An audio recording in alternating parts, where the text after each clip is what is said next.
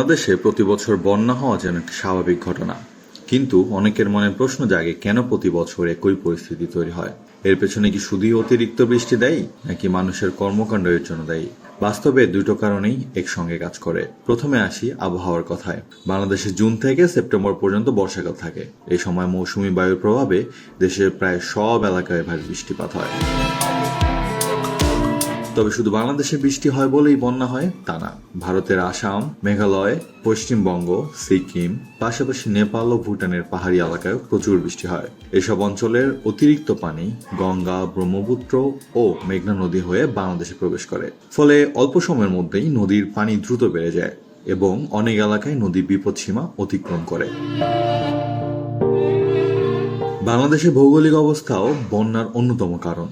দেশটি পৃথিবীর সবচেয়ে বড় বদ্বীপগুলোর একটি। সমুদ্রপৃষ্ঠ থেকে দেশের বেশিরভাগ এলাকা খুব বেশি নিচু হয়, তাই অতিরিক্ত পানি সহজেই বিস্তীর্ণ এলাকায় ছড়িয়ে পড়ে। সমুদ্রপৃষ্ঠ থেকে দেশের বেশিরভাগ এলাকা খুব বেশি উঁচু নয়, তাই অতিরিক্ত পানি সহজেই বিস্তীর্ণ এলাকায় ছড়িয়ে পড়ে। নদীর সংখ্যা বেশি হয়, একাধিক নদীর পানি একসঙ্গে বেড়ে গেলে বন্যা আরও ভয়াবহ রূপ নেয়। তবে শুধু প্রকৃতিই নয়, মানুষের কর্মকাণ্ড বন্যার ঝুঁকি অনেক বাড়িয়ে দিয়েছে। দেশের বিভিন্ন স্থানে নদী দখল করে অবৈধ স্থাপনা নির্মাণ করা হচ্ছে। খাল, বিল ও জলাশয় ভরাট করে গড়ে উঠছে আবাসিক এলাকা ও বিভিন্ন ভবন। ফলে বৃষ্টির পানি বের হওয়ার স্বাভাবিক পথ বন্ধ হয়ে যাচ্ছে। একই সঙ্গে অনেক শহরে ড্রেনেজ ব্যবস্থা দুর্বল হওয়ায় অল্প বৃষ্টিতেই পানি জমে যায় এবং জলাবদ্ধতার সৃষ্টি হয়। আরেকটি বড় সমস্যা হলো নদীতে পলি জমে যাওয়া। প্রতি বছর উজান থেকে বিপুল পরিমাণ পলি নদীতে এসে জমা হয়। এতে নদীর গভীরতা কমে যায় এবং পানির ধারণ ক্ষমতা হ্রাস পায়। ফলে আগের তুলনায় কম পানিতে নদী উপচে পড়ে আশেপাশে এলাকায় প্লাবিত হয়।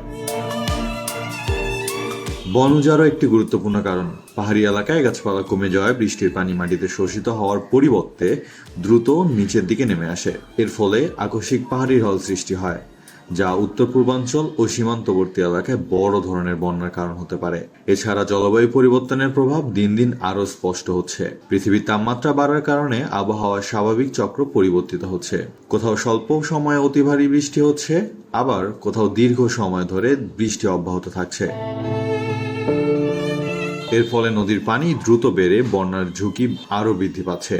বিশেষজ্ঞরা বলছেন, ভবিষ্যতে জলবায়ু পরিবর্তনের প্রভাব আরও বাড়লে বাংলাদেশে বন্যার তীব্রতা ও ক্ষয়ক্ষতিও বাড়তে পারে। তাই শুধু বাঁধ নির্মাণ করলেই সমস্যার সমাধান হবে না। নদী খনন, খাল ও জলাশয় সংরক্ষণ, বনায়ন বৃদ্ধি, পরিকল্পিত নগরায়ন এবং কার্যকরী পানি ব্যবস্থাপনার মাধ্যমে বন্যার ক্ষতি অনেকটাই কমানো সম্ভব। সর্বশেষে বলা যায়, বাংলাদেশে প্রতি বছরের বন্যা কোনো একক কারণে হয় না। মৌসুমী বৃষ্টি, উজানের ঢল, দেশের ভৌগোলিক অবস্থান, নদীতে পলি জমা, জলবায়ু পরিবর্তন ও মানুষের অপরিকল্পিত কর্মকাণ্ড সবকিছু মিলিয়েই প্রতি বছর দেশের বিভিন্ন অঞ্চলে বন্যা দেখা যায়।